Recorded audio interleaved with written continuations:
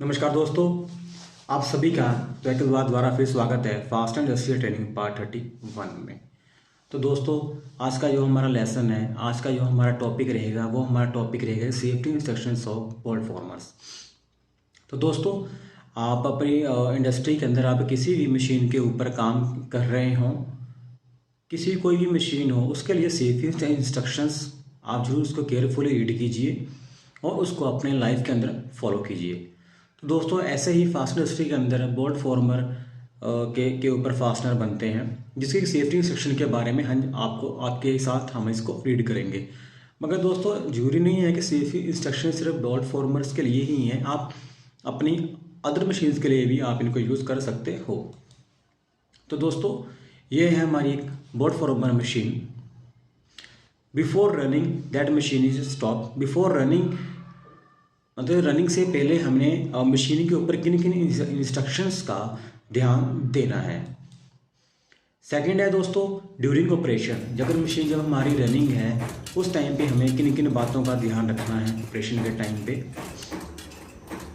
तो दोस्तों, थर्ड है मेंटेनेंस। मेंटेनेंस के टाइम के ऊपर हमें किन किन चीज़ों का ध्यान रखना है मशीन के ऊपर वर्क करते समय। तो दोस्तों, आज हम इन 3 टॉपिक पर बात करेंगे। बिफोर रनिंग हमें किन बातों का ख्याल रखना है, ड्यूरिंग ऑपरेशन मतलब रनिंग टाइम के ऊपर हमें किन बातों का ख्याल रखना है, और मेंटेनेंस के टाइम के ऊपर हमें किन बातों का ख्याल रखना है। तो दोस्तों, बिफोर रनिंग हमें किन बातों का ख्याल रखना है मशीन पर काम करते समय। Always allow the skilled people to operate the machine. हमेशा ही जो उस मशीन के ऊपर स्किल लेवल का जो ऑपरेटर है, जिसका स्किल लेवल अच्छा है, उसी को ही काम करने के लिए दीजिए। हाँ, मगर आपके ऊपर कोई जूनियर पर्सन कोई आपको दिया गया है, जहाँ कोई सपोर्टिव मैन पावर आपको दी गई है, तो आप अगर उससे काम ले रहे हो तो उसके साथ में आप खड़े होना बहुत ज़रूरी है। कभी भी अनस्किल्ड ऑपरेटर को या किसी पर्सन को आप मशीन को मत दीजिए। हमेशा स्किल लेवल को ही, स्किल्ड ऑपरेटर को ही आप मशीन को रन करने के लिए दीजिए। तो दोस्तों, सेकंड है check the machine condition before daily running according to the daily check sheet.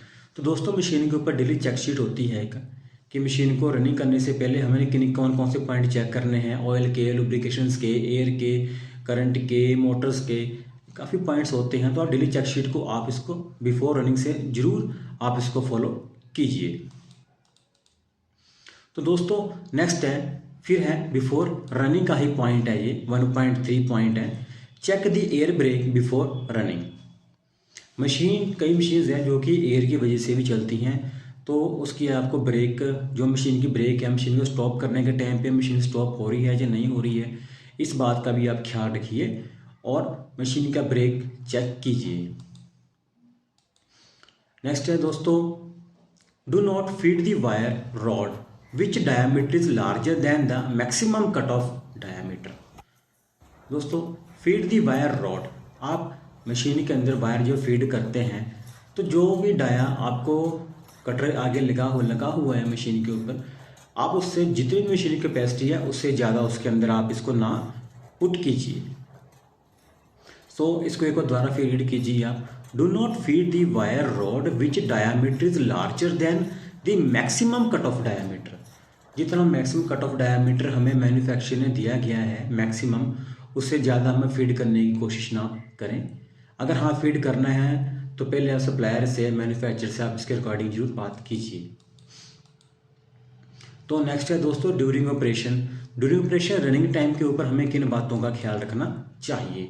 Do not jog और continuous running this machine while any door is open. एक बार दोस्तों आप इसको फिर ध्यान से पढ़िए। डू नॉट जॉग और continuous running this machine while any door is open. Machine की जब भी आप कोई पार्ट चेक करने के लिए आप पहले देखते हो कि मशीन को जॉग करके देखते हो कि जो मशीन के ऊपर पार्ट चल रहा है वो पार्ट सही बन रहा है या सही शेप में है या नहीं है। तो कभी भी आप जॉग करने टाइम में मशीन का कोई भी डोर ओपन ना हो, कोई भी एबनॉर्मलिटी हो सकती है, चारों तरफ से उसकी जो डोर है बंद होने चाहिए। तो दोस्तों, नेक्स्ट है, do not jog this machine repeatedly in a short time. कम समय के ऊपर बार बार को जॉग मत कीजिए।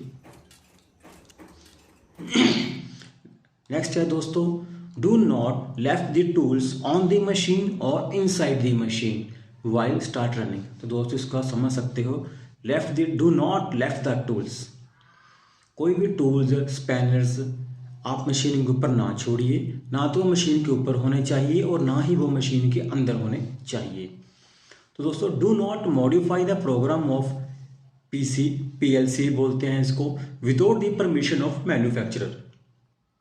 तो दोस्तों आप कोई भी प्रोग्रामिंग के अंदर आप चेंज करते हो तो उसके लिए आपको एक लोकल डीलर हो, जहाँ कोई आपका बाहर का सप्लायर हो, तो उसको आप इसकी जो इन्फॉर्मेशन दीजिए, वो आपको गाइड कर सकता है और क्या ये उसके लिए पॉसिबल है, आगे मशीन्स के लिए ओके है या नहीं ओके है, तो वो आपको अच्छी तरह से डील कर सकता है।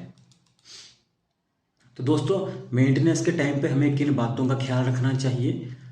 Always get the skilled personal inspect the machine periodically. तो दोस्तों हमेशा मशीन को पीरियोडिकली मशीन का इंस्पेक्शन कीजिए, चाहे वो वीकली बेसिस पे हो, आपके अकॉर्डिंग जो आपने डिफाइन किया है, चाहे वो डेली हो, चाहे वो मंथली हो, बट आप इसको जरूर फॉलो कीजिए। आफ्टर 3 मंथ हो और आफ्टर 1 ईयर हो, अच्छी तरह से आप इसको इंस्पेक्ट कीजिए। और इंस्पेक्शन के लिए कोई भी आप नॉर्मल पर्सन को ना दीजिए मशीन को चेक करने के लिए, जो भी बंदा इसके अकॉर्डिंग अच्छी तरह से नॉलेज रखता है तो हमेशा उसी को ही मशीन आप चेक करने के लिए दीजिए। Always clean the lubricating and cooling tank periodically. दोस्तों मशीन की जो सफाई है वो हमेशा टाइम पर होनी चाहिए, और जो कूलिंग टैंक, कई मशीन में कूलिंग टैंक होते हैं वो भी टाइम पर होने चाहिए। क्यों होने चाहिए? क्योंकि जब भी हम कोई वायर मशीन के ऊपर जाते हैं उसके ऊपर फास्फेटिंग की जो लेयर होती है, जहाँ कहीं हम ग्राइंड करते हैं, उसकी डस्ट निकलती है, वो कूलेंट के हिसाब से मशीन के टैंक में जाती है और बोर्ड फॉर्मर मशीन्स के ऊपर वो ऑयल के अकॉर्डिंग अंदर जाती है। तो दोस्तों जिसकी वजह से मशीन के अंदर गार बनने लग जाती है, जो कि जिस ऑयल का काम है लुब्रिकेट करना, हर एक फंक्शन में चलाना, अगर उसके अंदर डस्ट जाती है तो मशीन के कई पार्ट्स को फ्रिक्शन की वजह से वो खराब हो सकते हैं, उन पार्ट्स में प्ले आ सकती है। तो दोस्तों इसलिए आप इसको जरूर यूज़ कीजिए, पीरियोडिकली मशीन का ऑयल को चेंज कीजिए और कूलेंट टैंक को भी इसके चेंज कीजिए। नेक्स्ट है दोस्तों, do not turn on power while replacement of maintenance is proceeding. दोस्तों कभी भी पावर को ऑन मत कीजिए अगर कोई मेंटेनेंस पर्सन वहाँ के काम कर रहा है, कोई भी एबनॉर्मलिटी हो सकती है। तो इसलिए कभी भी आप अगर मशीन के ऊपर वर्क कर रहे हो, मेंटेनेंस पर्सन वर्क कर रहा है मेंटेनेंस के टाइम पे, तो मशीन की पावर और मशीन की सप्लाई को ऑफ रखिए। तो दोस्तों do not does any modification to upgrade, कोई भी मॉडिफिकेशन इसको अपग्रेड करने के लिए मत कीजिए। Otherwise after this machine without consulting with the original manufacturer और आउट डीलर लोकल एजेंट। अगर आप मशीन के अंदर कुछ भी मॉडिफाई करना चाहते हैं या मशीन की कैपेसिटी को आप इंक्रीज करना चाहते हैं, तो उसके लिए आप अपने मैन्युफैक्चरर को जरूर इसके लिए कंसल्ट कीजिए, ताकि वो आपको प्रोग्रामिंग के हिसाब से आपको बता सकें, जो आपके लिए भी इजी होगा और वो डीलर्स के लिए भी इजी रहेगा। क्यों डीलर के लिए इजी इसलिए रहेगा क्योंकि उसको भी नॉलेज मिलेगी कि मेरे जो पार्ट्स हैं जो मैंने मैन्युफैक्चर करके दिए हैं, जो उसमें जो कमियां मिल रही हैं, उन कमियों को मैं दूर कर सकूं, ताकि जो आप नेक्स्ट ऑर्डर आप दो तो वो अपनी कमियों को बताकर आप ऑर्डर दे सकते हैं, वो इम्प्रूव करके नेक्स्ट टाइम पे मशीन आपको जरूर सेंड करेगा। तो दोस्तों इस बात का ख्याल रखना बहुत जरूरी है। तो दोस्तों ये थी हमारी आज की safety of bolt farmer, safety of any machines जरूरी है, बहुत ज़्यादा जरूरी है लाइफ में। तो दोस्तों thank you, best wishes, best of luck. तो मिलते हैं दोस्तों फिर एक नए टॉपिक के साथ। Thank you.